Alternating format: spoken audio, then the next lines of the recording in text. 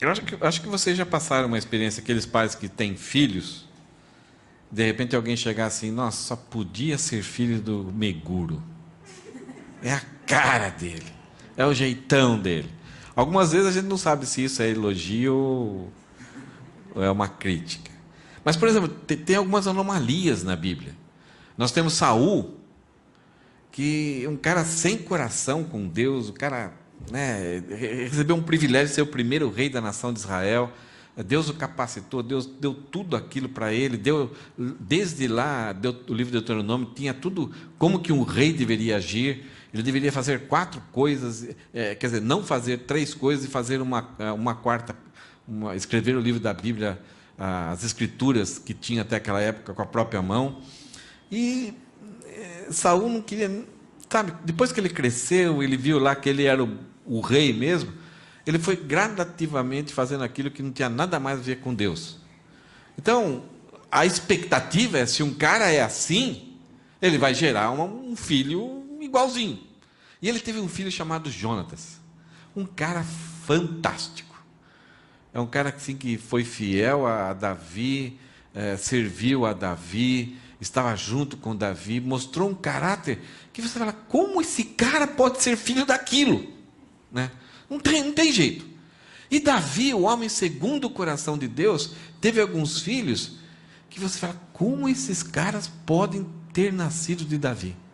Adonias, Absalão, hoje a gente vai até mencionar um pouquinho.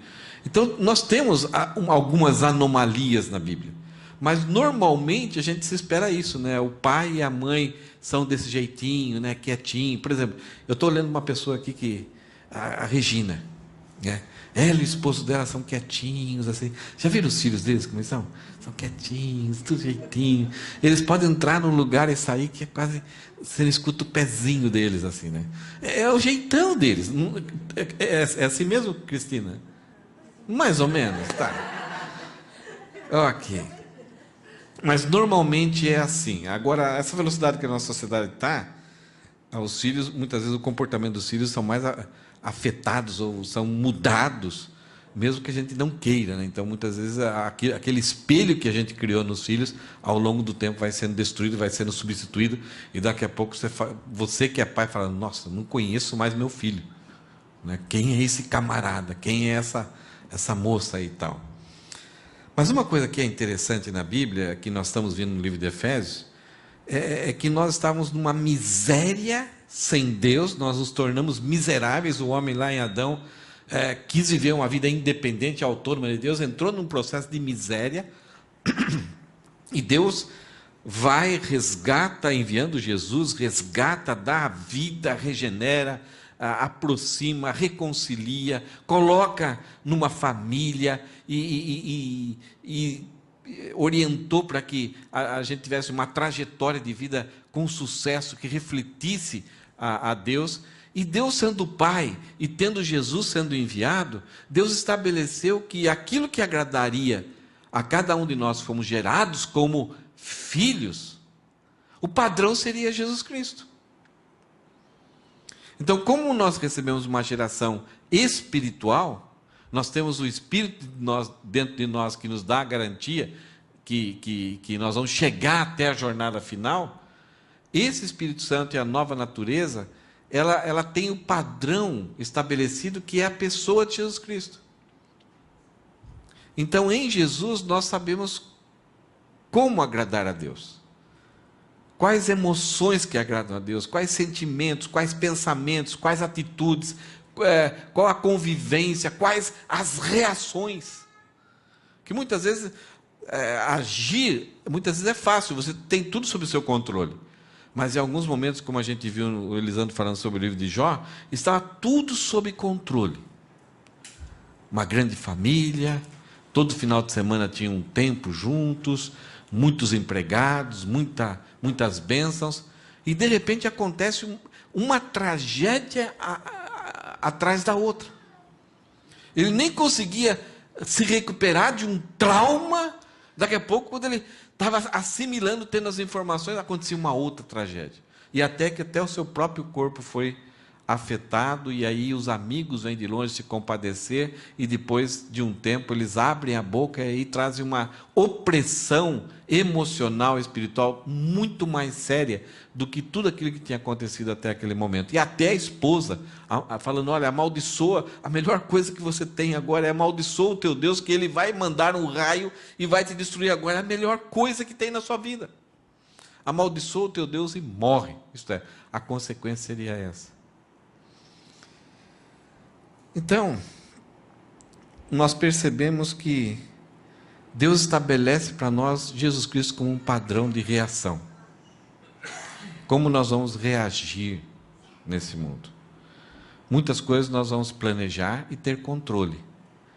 Mas na maior parte das vezes, mesmo tendo toda a vida organizadinha, tudo checado, fazendo os cacuninhos todos os dias, para ver se está faltando, está tudo certinho, pá, vai acontecer alguma coisa.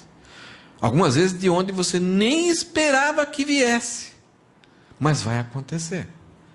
E se você já tem mais do que 15 anos, você já percebeu que muitas pancadas já vieram sobre você, que você até na hora que surgiu, você fala: dessa eu não saio, dessa eu não vou sobreviver. E você está aqui hoje. E o próprio Jesus Cristo dá uma palavra para nós hoje, né? Que a gente pode olhar a palavra: no mundo nós teremos aflições. Tende bom ânimo, eu venci o mundo. Então, para a gente se esperar nele. O que nós estamos vendo aqui, então, é Deus nos convidando a viver como Jesus Cristo viveu, como Ele sentiu, como Ele agiu, como Ele se relacionou com Deus. E, principalmente, como Ele reagiu.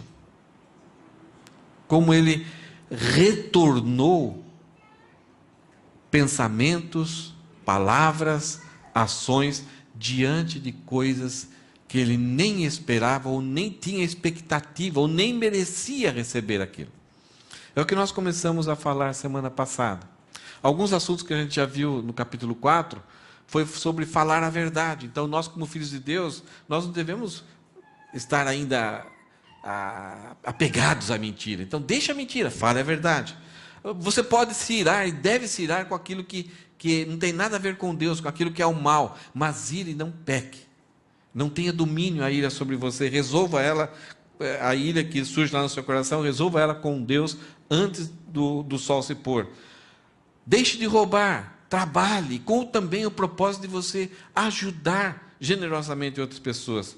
Não saia da vossa boca nenhuma palavra com hálito podre, né? Que por ela as pessoas sintam nojo, mas use palavras com graça, que dão ânimo.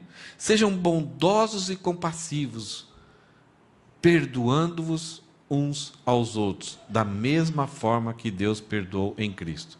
Semana passada a gente começamos a trabalhar nessa questão do perdão. Então, esses itens que Paulo trabalhou no capítulo 4 aqui, que a gente mexeu, estão dentro dessa fórmula de que nós devemos, como filhos de Deus, aqueles que foram alcançados pela graça de Cristo, já entenderam o perdão que está sobre nós, que é a nossa natureza, que nós nunca teremos condições de resolver o nosso problema com Deus. Então Deus enviou Jesus Cristo para morrer ali na cruz, ser um sacrifício a nosso favor. Então Deus falou: creia nele, creia que o sacrifício que está em Jesus Cristo resolveu o seu problema. E quando você deposita essa confiança e essa fé em Jesus Cristo, você recebe, você assimila, efetivamente o perdão de Deus está sobre você, você é transformado de forma posicional agora como filho de Deus. Você já desfruta de um novo status, de uma nova nacionalidade, de uma nova sociedade. E aí, então, diante disso, eu ainda tenho coisas do meu passado que não tem nada a ver, que não agradam, que não são características do que é uma pessoa que foi gerada por Deus. Então eu tenho que remover. E aí eu fazia aquilo que eu fazia antes por causa dos pensamentos que foram implantados na minha nova natureza, pelo Espírito que governa o mundo, pelo meu coração. A forma de funcionar, a forma de reagir e reagir, foram tudo estabelecidos pela minha natureza e pelo mundo em que eu vivo, pelo contexto também. Então eu tenho que remover muita coisa e colocar novos princípios, principalmente a mente de Cristo. E aí eu vou pegar um novo guarda-roupa, vou me revestir da justiça criado segundo Cristo. Então esse é um processo de mudança. Aquele que é filho de Deus agora passa por esse processo, remove a naturalidade antiga, muda o seu pensamento e absorve a justiça de Cristo. Se não tivesse essa mudança de pensamento, se tornaria um legalismo, se tornaria simplesmente uma conformidade. Eu chegaria, eu quero ser do povo de Deus. Então você iria para uma igreja e saber como que é aqui, como que é o esquema aqui. Quantos dedos a mulher deve usar o vestido acima ou abaixo do joelho? Então é uma conformidade. Deus não está interessado nisso. Ele quer que a mudança aconteça na forma de pensar. Que a gente entenda isso. Esse é um processo que é complicado, demora. É paulatino, mas ele é crescente. Então nós estamos trabalhando isso. No capítulo 4, versículo 32, os 3 últimos versículos, os 4 últimos versículos do livro de Efésios, ele fala assim: não desonrem, não entristeçam o Espírito Santo de Deus, o selo, o carimbo que ele colocou sobre vocês para o dia que nos resgatará como sua propriedade. Então declara aqui que nós temos o Espírito Santo, Deus nos colocou sem a gente merecer, nós somos salvos sem merecer pela graça, o Espírito Santo veio em nossa vida sem nós merecermos pela graça, e Ele está em nós nos capacitando para sermos filhos de Deus, e também dando o sinal de que nós somos propriedade exclusiva de Deus.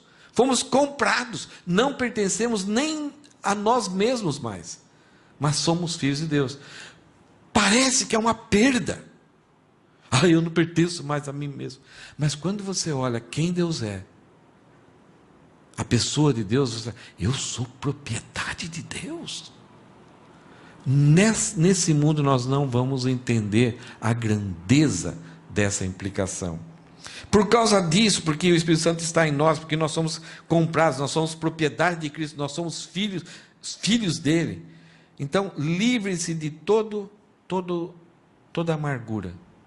Aqui há um crescente, alguma coisa que está lá bem no fundo, que se não for tratado, vai aumentando, vai aumentando, vai aumentando, até que explode para fora e acaba prejudicando, afetando outras pessoas, atingindo drasticamente outras pessoas. Então veja aqui, não haja lá no fundo nenhuma amargura. Você pode até estar sorrindo. Oi, tudo bem? Né? Que legal, prazer em te ver, joia. Mas lá dentro a gente está falando assim, seu desgraçado, seu idiota, se eu te pegar... Está lá dentro, ninguém muitas vezes pode ver. Nós podemos ter um rosto assim, que tudo, nossa, como ele é bondoso, como ele só pensa positivo, mas a amargura ela pode ser maquiada. Se eu não trabalho com essa amargura, se eu não removo ela, ela passa a desenvolver-se como uma raiva, um ódio constante, uma coisa que vai te dominando o sentimento e os pensamentos se tornam negativos. Aí passa a ser uma ira, a vontade de tomar alguma providência.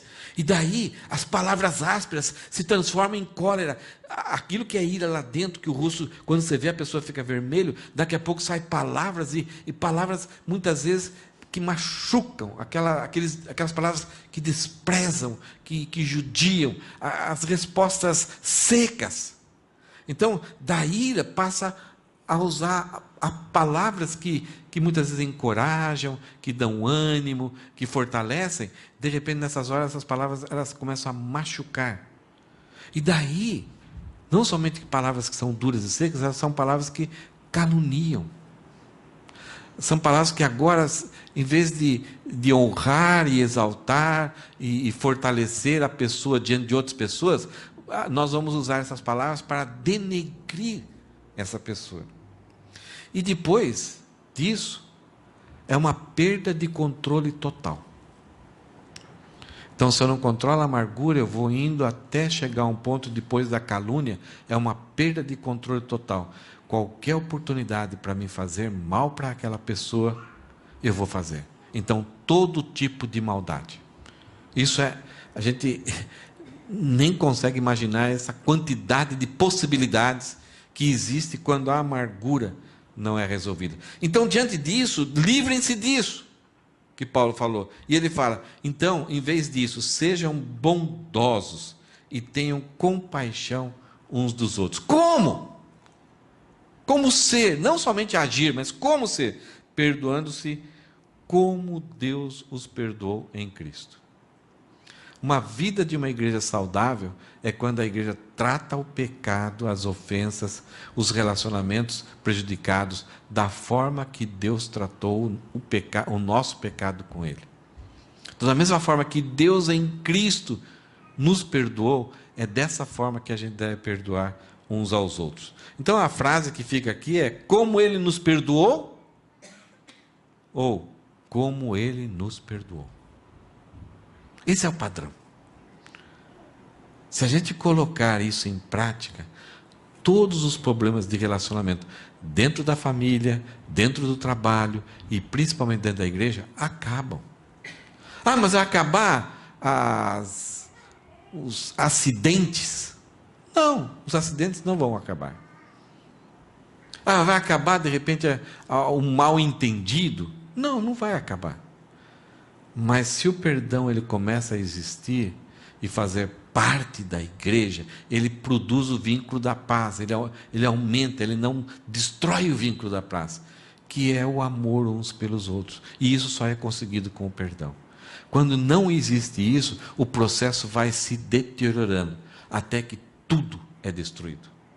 Tudo. Isso a gente vê em famílias, vê em irmãos, vê em igrejas. Né? Então, é um assunto sério. Hoje tem muito texto para vocês lerem. Vocês vão até se cansar de tanto texto que eu vou ler aqui. Mas eu vou colocar esse texto e vou colocar também na internet depois. É simplesmente para, talvez você não entenda agora, talvez eu não consiga explicar corretamente agora, mas só para ter uma base, diretriz e assuntos principais sobre o que é o perdão, como a gente deve agir. Primeiro assunto é a questão do perdão e a ofensa. Qual é a relação do perdão com a ofensa? O perdão sempre está relacionado, ele é necessário porque houve uma ofensa. Se não houve a ofensa, não há necessidade de perdoar. Até Jesus Cristo falou para os discípulos assim: se o teu irmão pecar contra ti. É interessante que essa frase de Jesus, que ela começa com um se. Então, antes de você tomar qualquer providência, antes de você alimentar a amargura, a ira, a cólera, e depois passar, pergunta se realmente aquilo que aconteceu foi um pecado. Por isso que Jesus começa assim: se o teu irmão pecar contra ti. Então, antes de você ali produzir qualquer coisa, sentimento, uma tristeza, até ficar amuadinho, eu não merecia isso, não consegui trabalhar a semana toda. Tenta entender, houve um mal entendimento? Isso realmente que a pessoa fez é um pecado? Nós estamos numa época do mimimi. Né? Nós não aceitamos que alguém fale de um defeito que a gente tem. E os povos geralmente da Europa, eles são muito diferentes de nós sul-americanos. Nós sempre, tentamos fugir de autoconfrontação. Se alguém tem um defeito, um problema, agiu de forma errada, a gente tenta, e se alguém vem falar assim: o que você acha de mim? Eu tenho algum defeito? A gente tenta evitar. Mas os alemães, os holandeses, eles falam: olha, você está errado nisso. Você não devia ter feito isso. Eles são muito diretos. Então, muitas vezes, por causa desse jeitão que nós temos de não gostar de ouvir que alguém fale alguma falha para nós, e quando alguém fala, a gente pensa que é um pecado, é uma ofensa, mas a pessoa está tentando nos ajudar. Então, em primeiro lugar, tem esse alarme. Essa minha tristeza, essa minha aversão que eu tive com a pessoa que chegou por mim e falou aquilo lá, ela está certa ou está errada? É realmente um pecado ou não?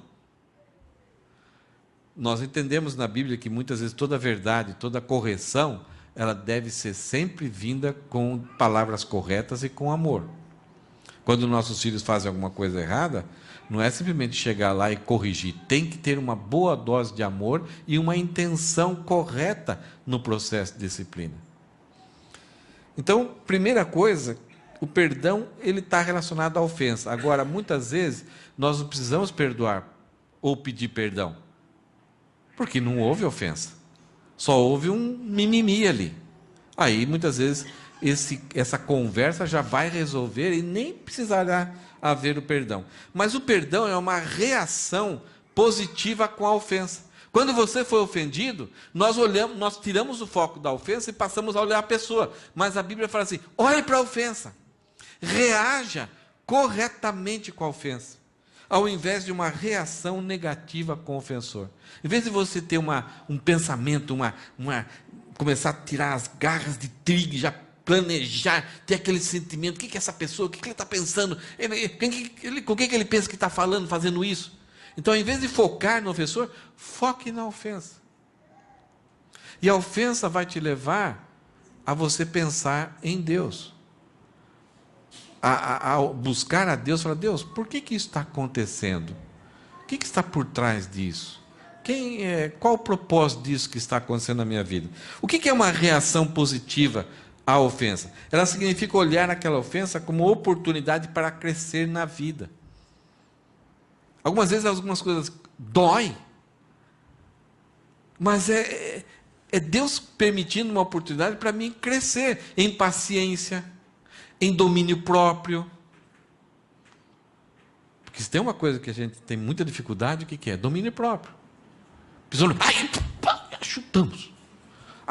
Estamos assim, prontinhos para ter uma reação explosiva. Então, como Deus vai resolver isso na nossa vida? Ele já deu a orientação.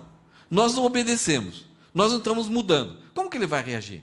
Como que Deus vai fazer isso? Dando problemas para nós, dia após dia. Salomão, jovenzinho, 9, 10 anos, quando assumiu o templo o reino de Israel, ele pediu: Deus falou para ele: peça qualquer coisa que eu vou te dar. E ele voltou-se para Deus: Deus, eu queria sabedoria. Eu preciso de sabedoria para ser rei. O que Deus deu para ele? Problemas. Deus deu problemas.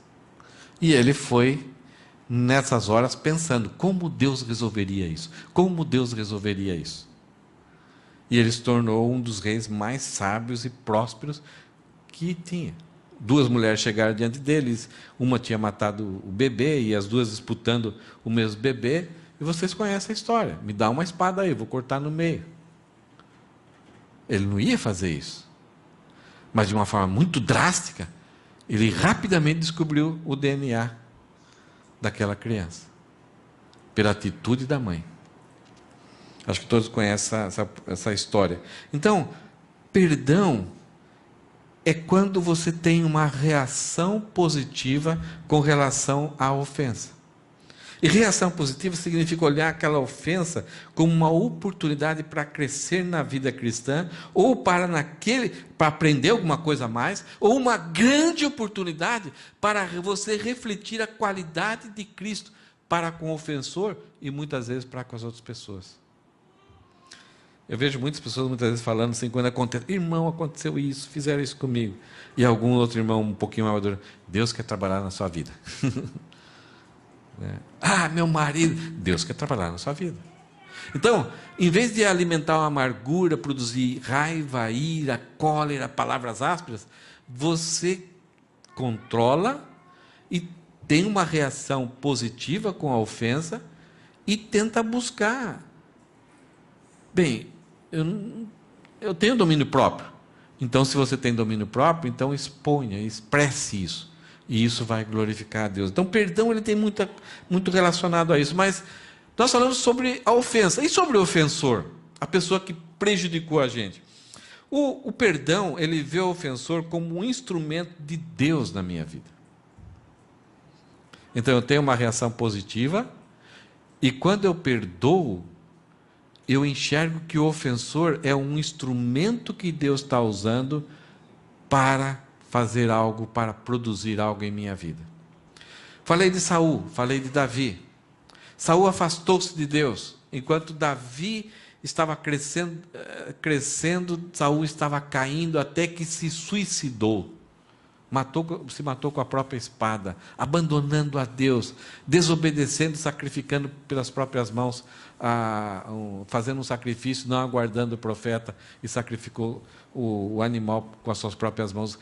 Totalmente, um passo após outro passo, desobedecendo a Deus, Deus dando oportunidade para ele voltar. Enquanto Saul estava em decadência, Davi, como jovem, crescendo. Saul passou a ser um perseguidor mortal de Davi. E de repente Deus então remove Saul e coloca Davi no reino. Normalmente, quando acontecia a transição de um reino, um rei tomava o reinado de outro rei, normalmente a família, os descendentes desse rei anterior eram mortos, eram destruídos. Davi não fez isso.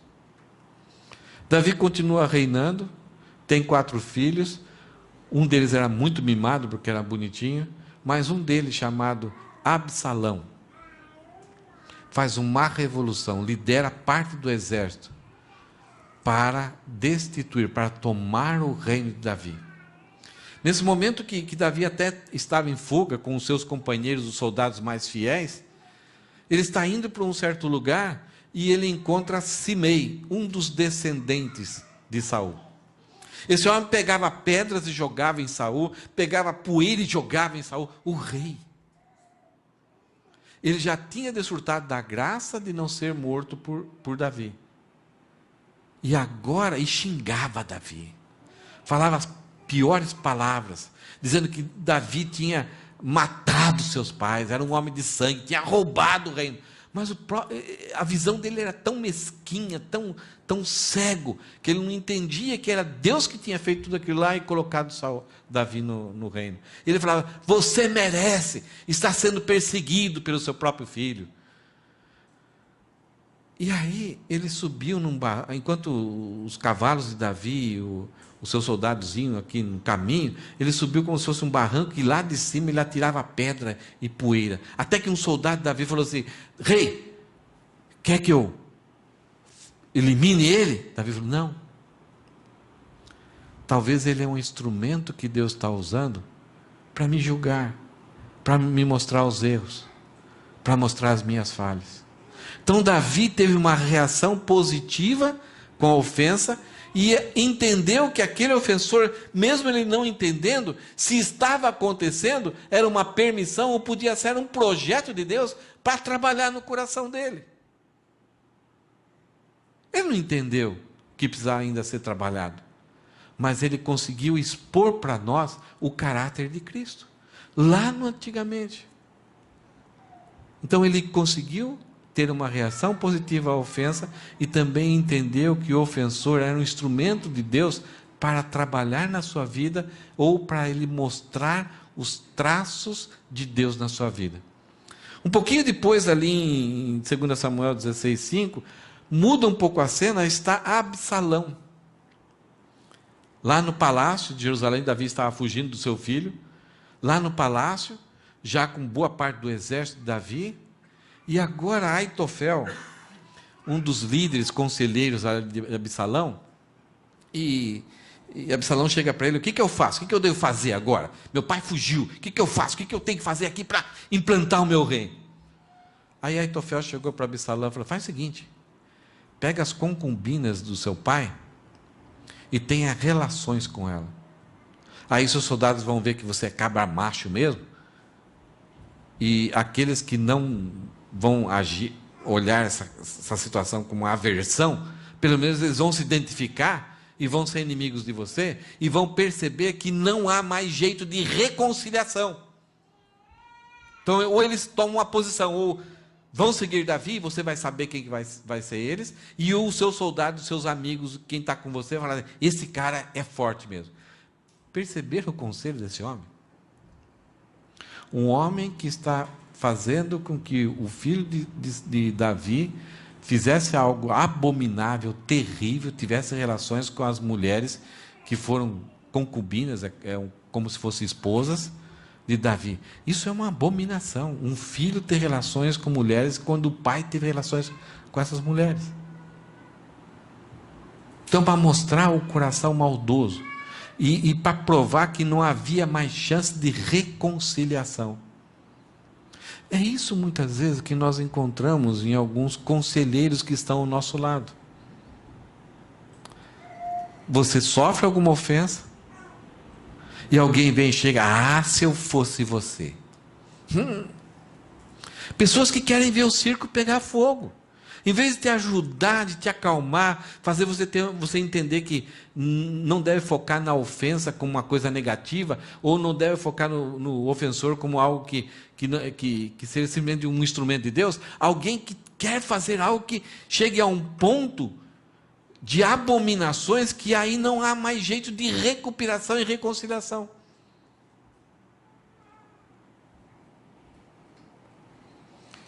O perdão vê o ofensor, vê as feridas provocadas em mim como a maneira de Deus chamar a minha atenção para as necessidades do ofensor. Paulo entrou numa cidade, tinha uma moça endemoniada com espíritos de adivinhação e homens usavam ela como um negócio. Ela adivinhava coisinhas do dia a dia assim e as pessoas pagavam pelas consultas dela.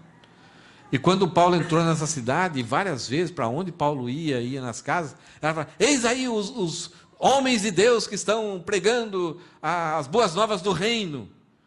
Ela falava isso. Agora, perceba, um espírito imundo promovendo o reino de Deus. Não tem combinação, não tem nada. Então, parecia que era até uma coisa boa, mas ela estava ofendendo. Então, Paulo, nos primeiros dias, teve uma reação positiva com essa ofensa. Mas o texto bíblico, lá em Atos 16, fala que chegou um momento que Paulo teve uma indignação com aquela situação. E ele foi e libertou essa jovem da possessão dos demônios sobre a vida dela. Libertou ela daquela escravidão, tanto espiritual, como também uma escravidão de ser um objeto de negócio de homens maus. Paulo podia ter lançado uma condenação, cegueira, fica paralítica, mandar qualquer coisa para acabar com aquela situação incômoda, mas ele libertou, ele trouxe um bem, uma bênção. Agora, por causa disso, os homens cobiçosos e avarentos passaram a agitar a cidade de Éfeso contra Paulo. Fizeram um alvoroço tão grande que Paulo teve que ser arrastado daquela cidade. Então, o perdão, ele vê as feridas provocadas em mim como uma maneira de Deus chamar a minha atenção para as necessidades do ofensor. Uma pessoa que me ofende, ela não está em comunhão boa com Deus, ela não tem domínio próprio, tem coisas faltando do caráter de Cristo na vida da pessoa. Ela não entendeu o que é bondade, o que é relacionamento bom. Então, quando essas coisas acontecem, me cutucam e me ferem, isso é um alerta para eu ir até lá e dar aquilo que a pessoa precisa, ou tentar ajudar. De outra forma, o perdão significa cooperar com Deus na vida do ofensor. Eu sou um instrumento, a pessoa é um instrumento para trazer algo bom em mim, mesmo com a ofensa, e agora eu posso ser um instrumento de benefício, de cura para a pessoa. Perdão e ofensor ainda, Deus não somente está por trás dos ofensores. Muitas vezes é Satanás que está usando pessoas para nos prejudicar. Mas Satanás, ele não faz nada se Deus não estiver no controle. E nós temos que memorizar e entender Romanos 8:28. Deus faz com que todas as coisas contribuam para o bem daqueles que amam a Deus. Satanás tem uma intenção de destruir, de acabar conosco, de fortalecer o seu inimigo, as pessoas, para destruir a nossa alegria, a nossa paz. E ele vai fazer isso, ele vai provocar situações. Esse é o objetivo dele. E ao mesmo tempo Deus vai me fortalecer para que quando esses instrumentos de Satanás chegam até mim, essas pessoas vão se tornar um instrumento de Deus. E Deus vai fazer com que todas as coisas, na maior parte das vezes, ruins, acabam se transformando em algo bom na minha vida. Então, perdão enxerga isso, consegue enxergar isso. Deus não somente está por trás dos ofensores, como também somos chamados a fazermos provisão para as necessidades daqueles que nos ofenderam. A história melhor que nós podemos encontrar aqui é a história de José. Na adolescência foi tirado da presença dos pais. Comeu o pão que o diabo amassou e cozinhou. E depois se torna uma autoridade. E agora com a oportunidade com os irmãos em buscar alimento, com a oportunidade agora de mostrar o que Deus fez, o bem que Deus fez, e a condição que ele tinha agora de destruir, de acabar com os irmãos. Mas ele simplesmente fala assim: Deus me enviou adiante de vocês, para que hoje vocês fossem protegidos. Vocês intentaram todo o mal contra mim, mas Deus transformou em bem. Ter essa perspectiva no momento de sofrimento, no momento de que você pode fazer o mal, se vingar, é muito difícil. Por isso que o perdão, ele tem que trabalhar muito na nossa mente. Nós não podemos deixar que as ofensas, os problemas, afetem o nosso coração, as emoções. Perdão reconhece que a amargura demonstra que assumiu um direito que não tem.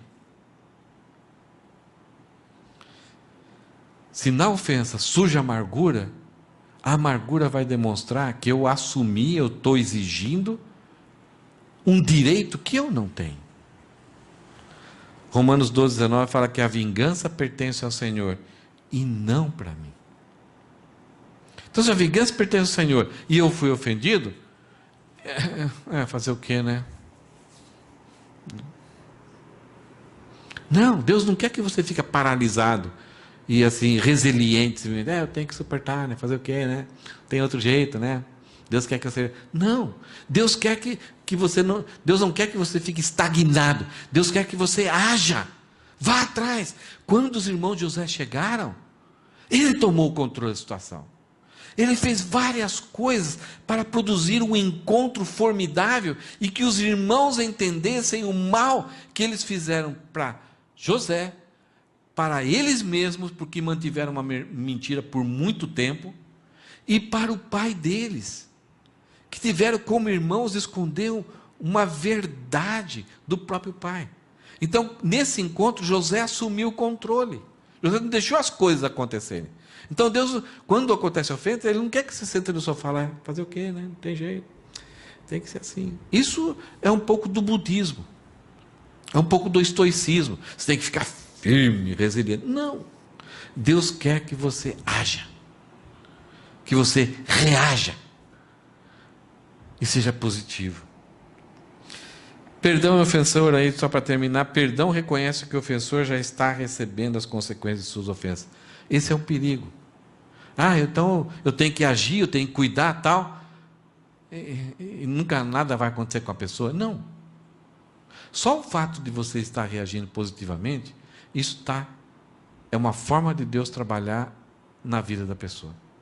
Lá em Romanos 12 fala assim: se o teu inimigo tiver fome, dá-lhe de comer, se tiver sede, dá-lhe de beber, porque fazendo assim amontoará as brasas vivas sobre a tua cabeça. O que é?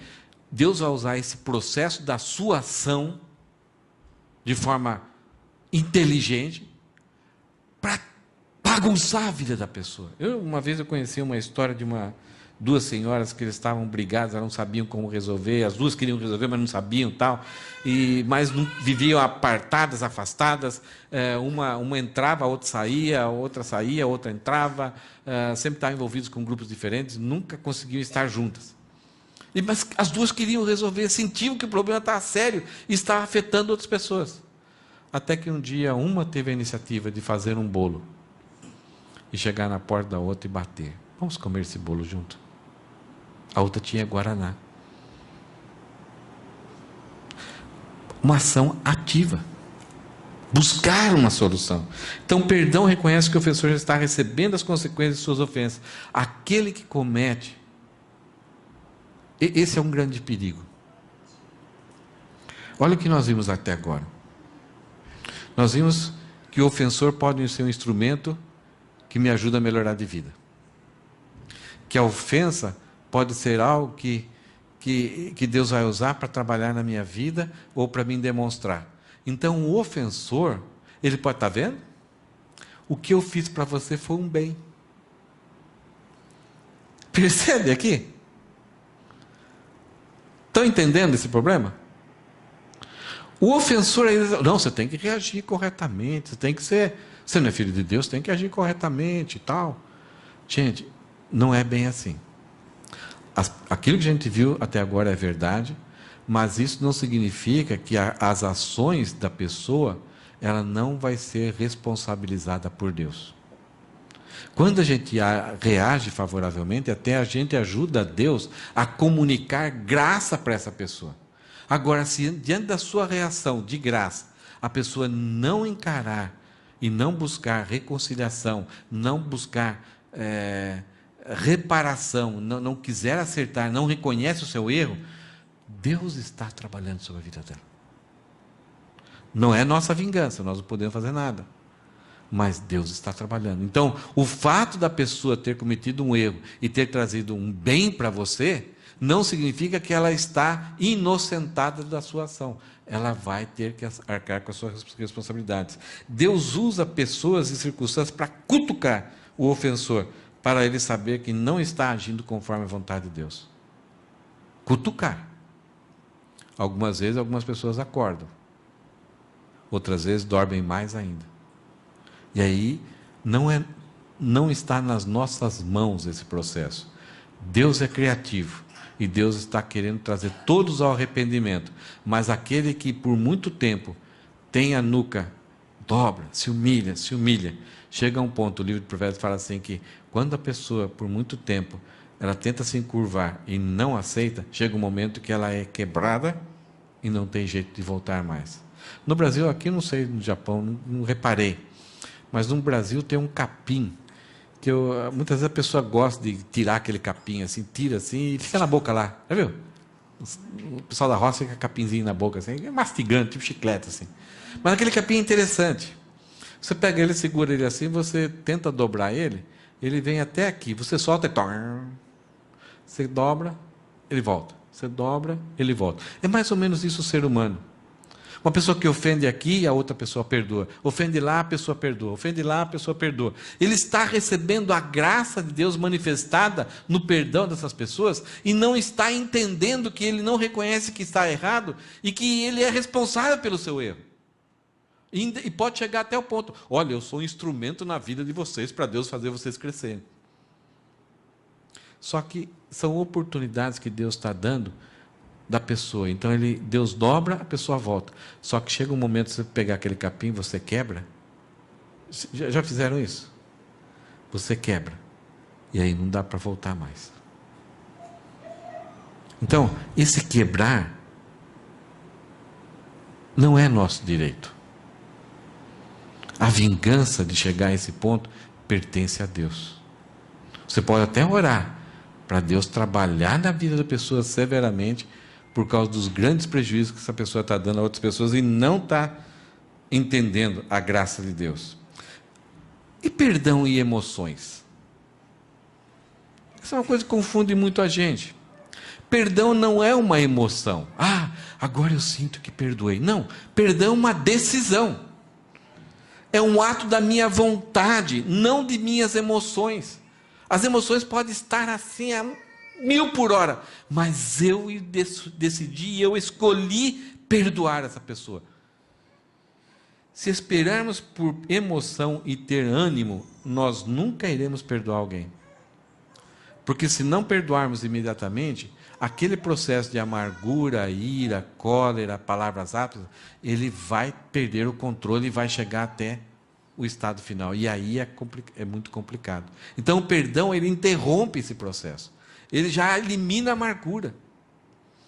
E a emoção e o ânimo vão para baixo. Não é algo, perdão não é algo que eu sinto. Agora eu sinto que eu perdoei. Não tem nada a ver com isso. É complicado entender isso. Mas é algo que eu faço. É uma decisão. Perdão, então, por ser uma decisão, é uma decisão de não levantar mais a ofensa perante 3 pessoas. Eu decidi perdoar essa pessoa. Então, a partir de agora, eu não vou levantar mais essa ofensa perante 3 pessoas. Primeiro, perante Deus. Segundo, perante os outros, inclusive o ofensor. E perante eu mesmo. Fácil? Não. Por isso que a decisão tem a ver com a vontade.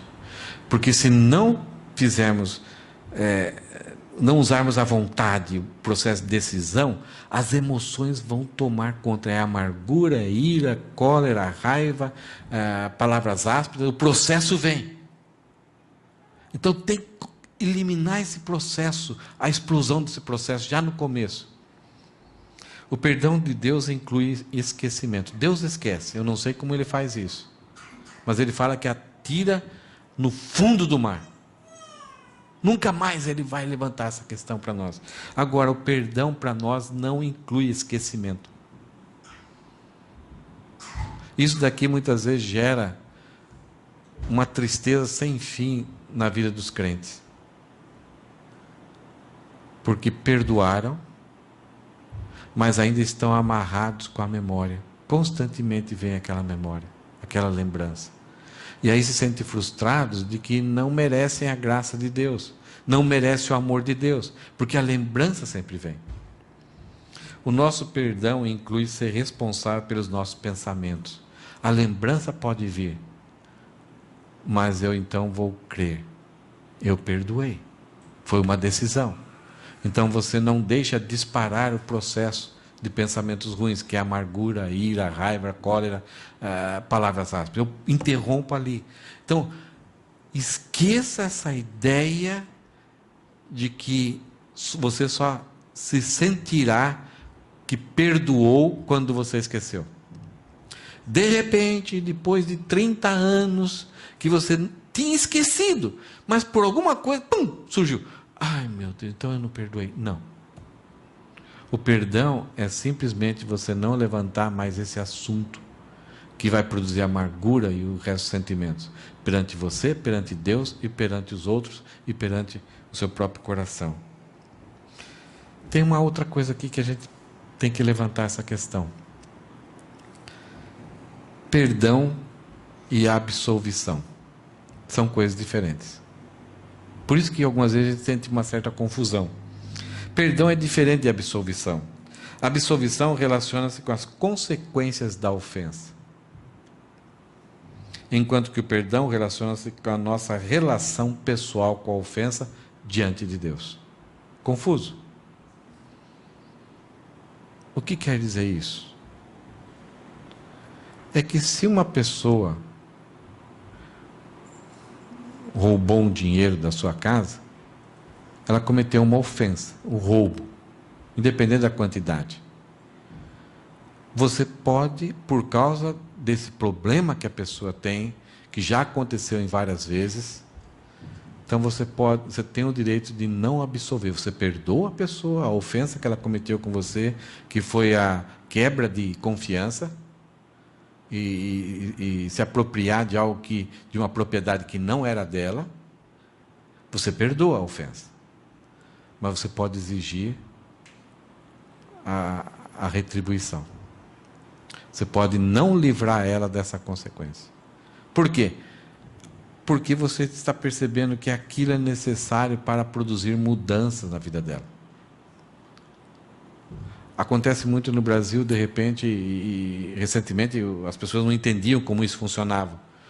Mas pais que tiveram as suas filhas abusadas, estrupadas, de repente se pegar o bandido, e esses pais, mãe ou pai, ia para a cadeia e chegava diante do jovem: eu te perdoo.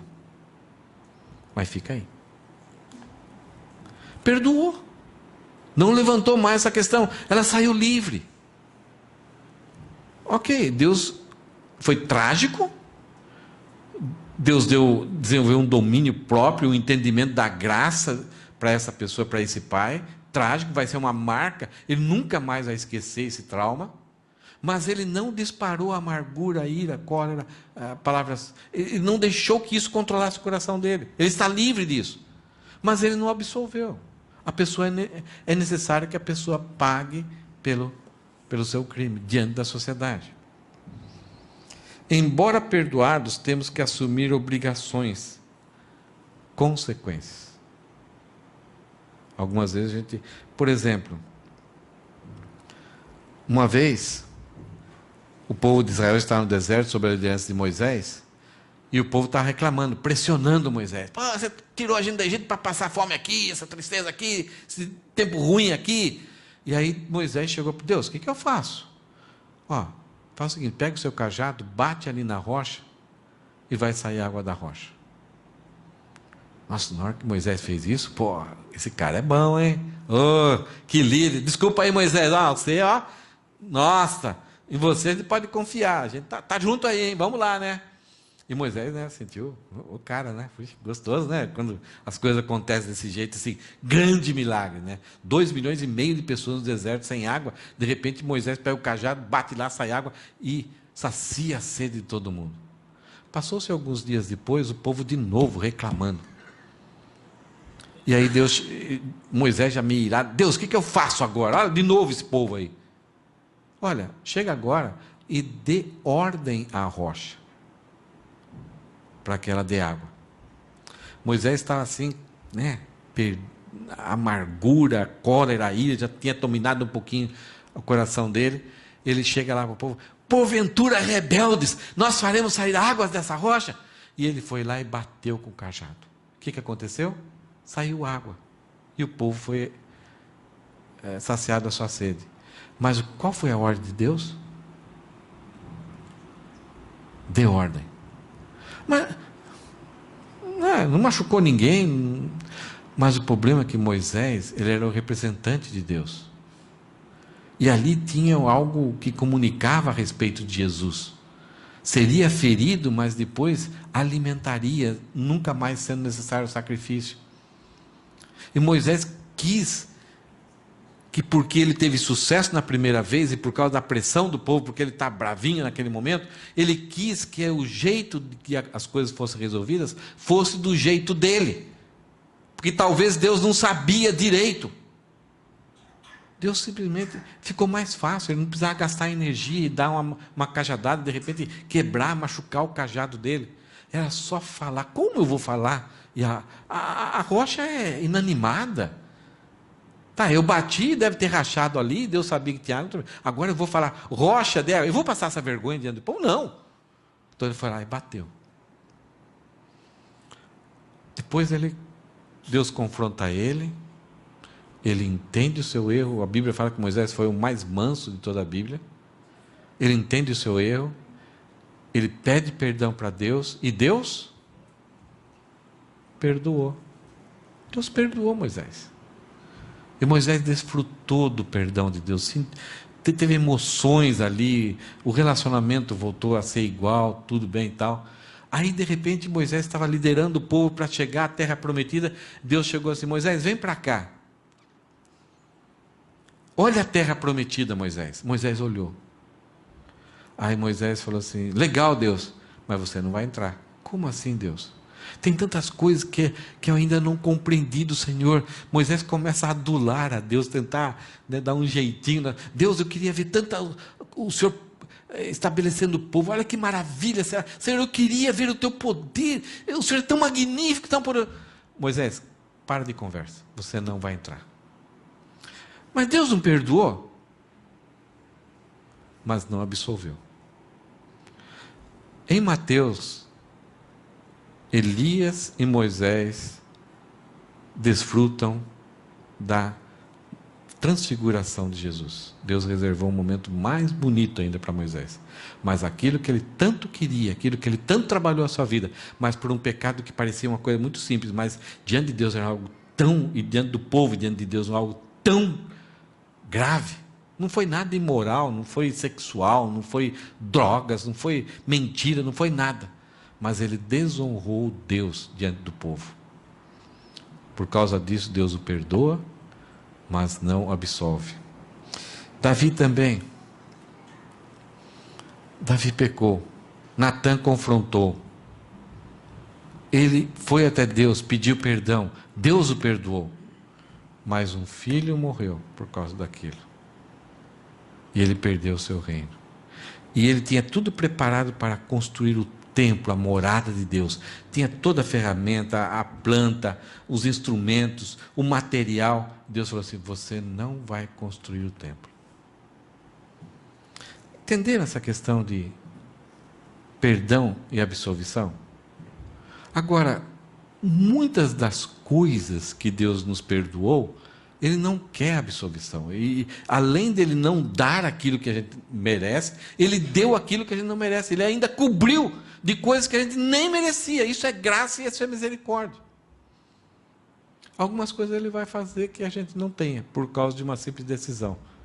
Porque Ele sabe quando é necessário isso, para nós mudarmos o nosso comportamento e entendimento.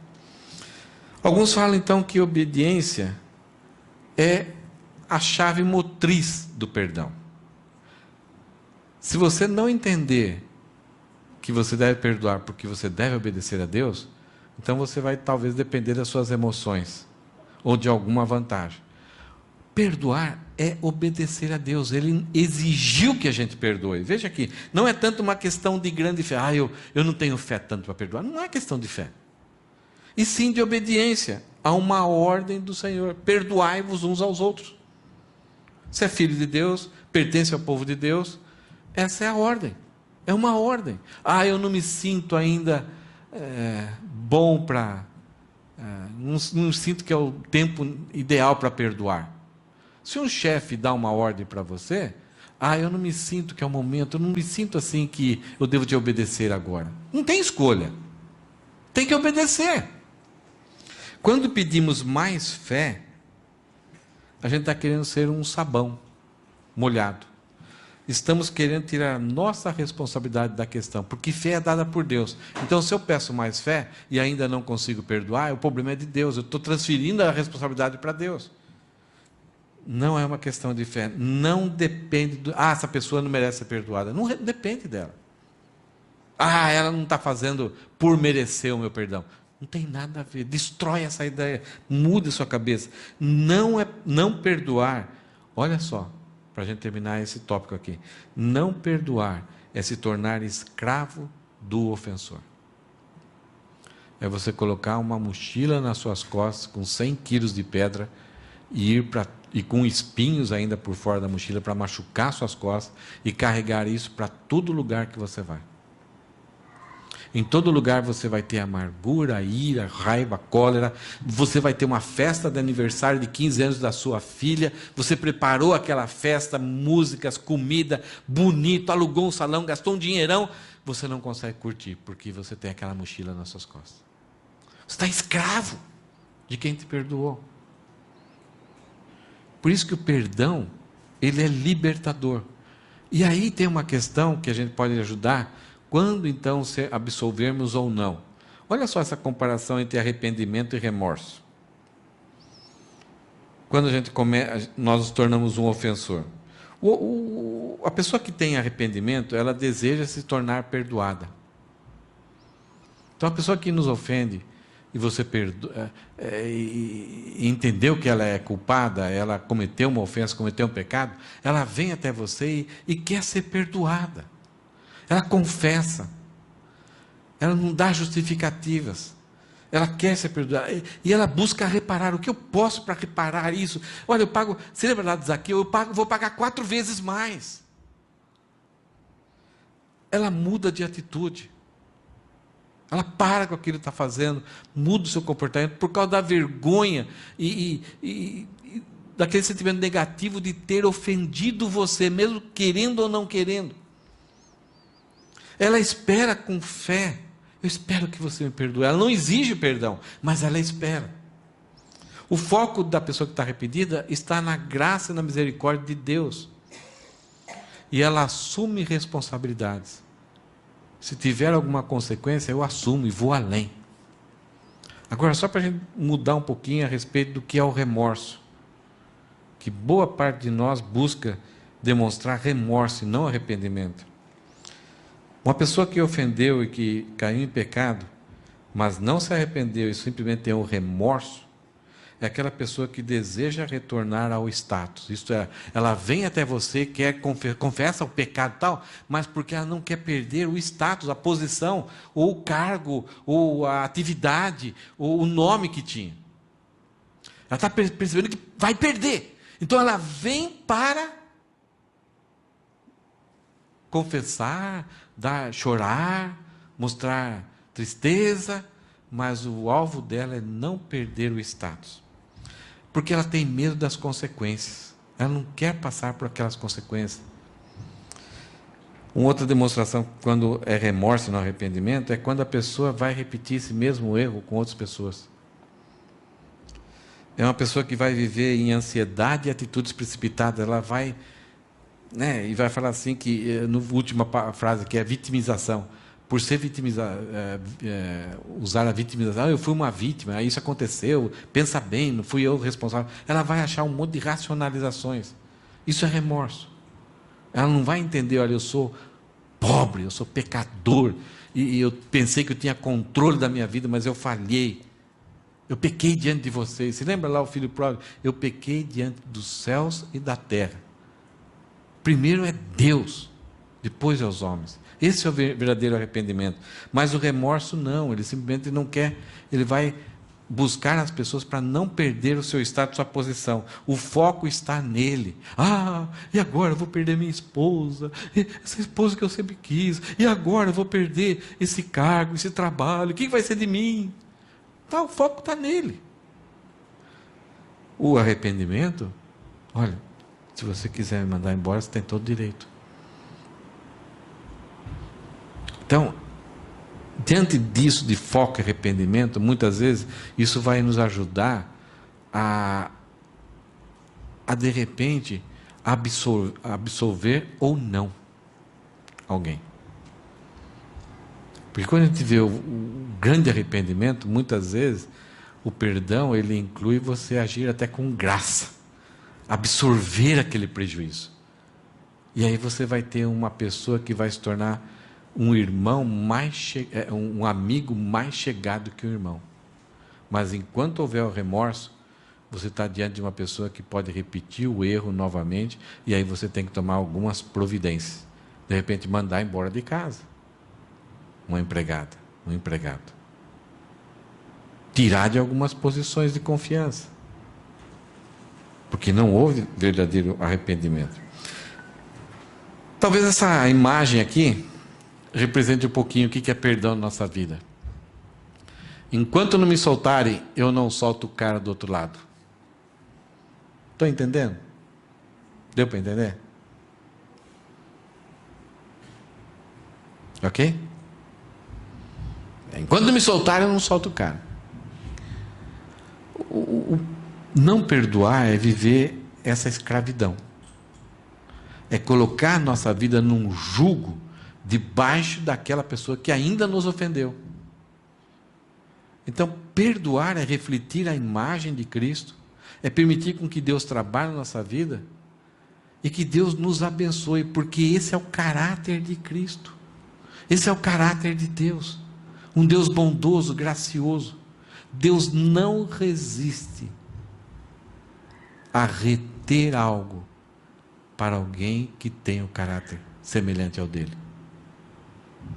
Não é que você vai ficar rico, todas as coisas vão acontecer, mas ter aquela paz, aquela consciência pura, um coração sem inimizade diante de Deus, mesmo diante do sofrimento, não tem preço. Então, como Ele nos perdoou, nós devemos também perdoarmos uns aos outros. E algumas perguntas só para mim, não é para vocês, só para mim, tá? Ainda bem que a Rosana não está hoje aqui. Há alguém em minha vida que necessito perdoar? Só você sabe.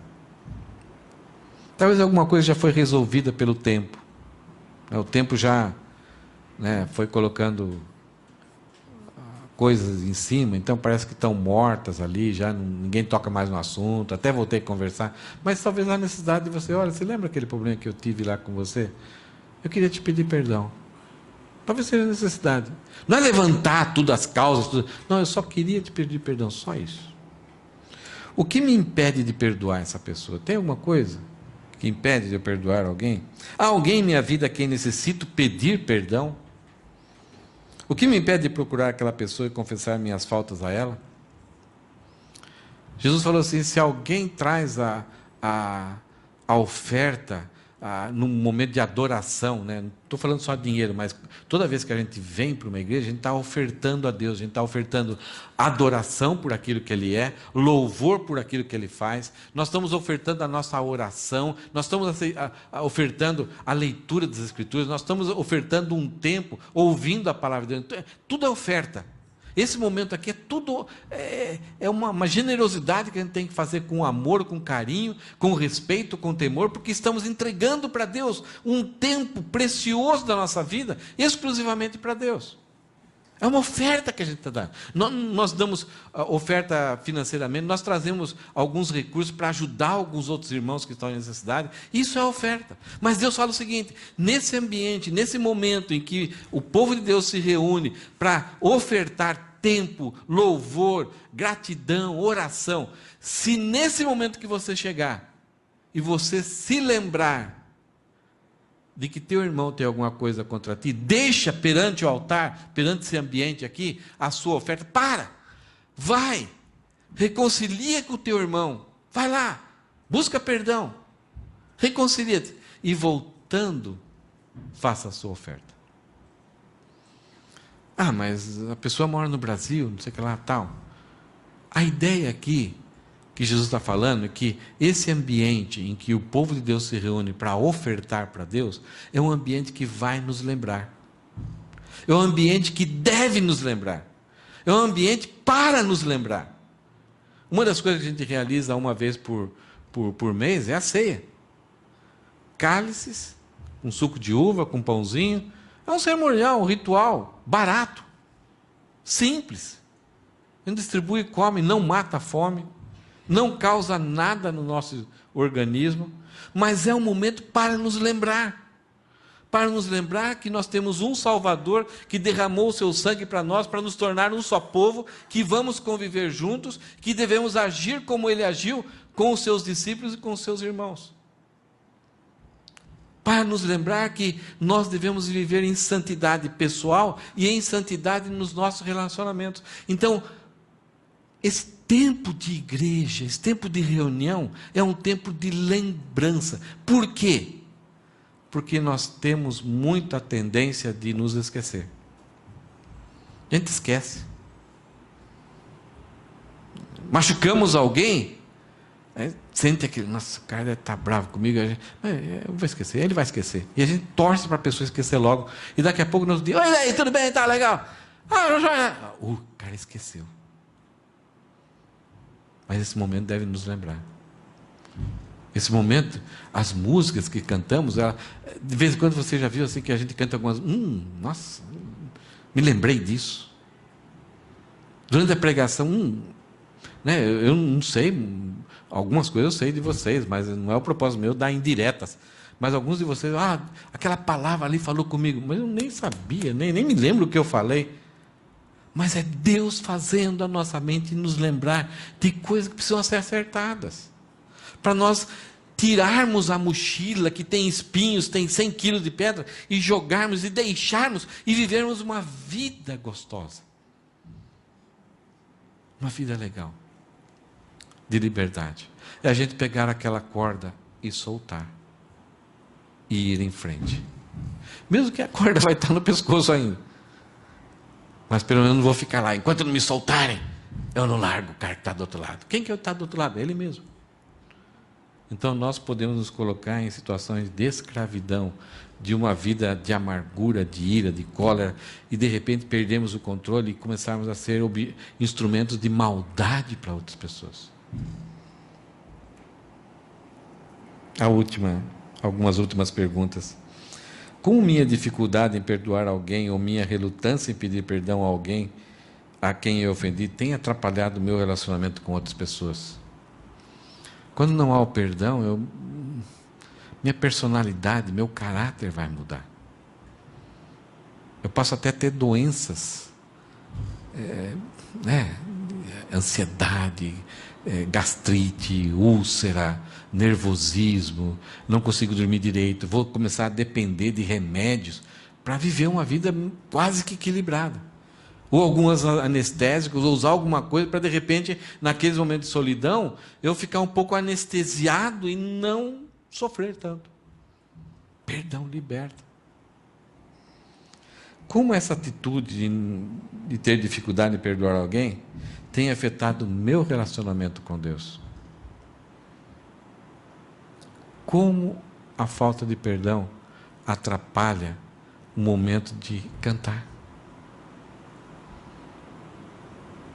o momento de adorar, o momento de prestar atenção na pregação, porque a cabeça não está aqui, ela está em outro lugar, está pensando, ela fica maquinando. O perdão, ele liberta disso, ele é uma lavagem, tanto o perdão que Deus fez conosco, como quando a gente pratica o perdão que Ele, da mesma forma que Ele fez conosco, para com as outras pessoas. Eu nunca devo me preocupar se, mesmo sendo instrumento de Deus na vida do ofensor, eu nunca devo me preocupar se isso vai ter um resultado positivo ou negativo. Isso é problema de Deus, não é meu. Mas eu tenho que cuidar de mim. Eu tenho que cuidar de mim, da minha saúde mental, da minha saúde espiritual e do meu relacionamento com Deus, porque senão eu estarei debaixo da mão de Deus para resolver esse problema de desobediência, porque é uma ordem. Eu tenho visto muita coisa gostosa nessa igreja, né? Tenho experimentado isso, né? De ser perdoado por alguns, da gente ter restaurado relacionamentos aqui, tem sido muito gostoso. E a gente pode caminhar um pouco mais ainda.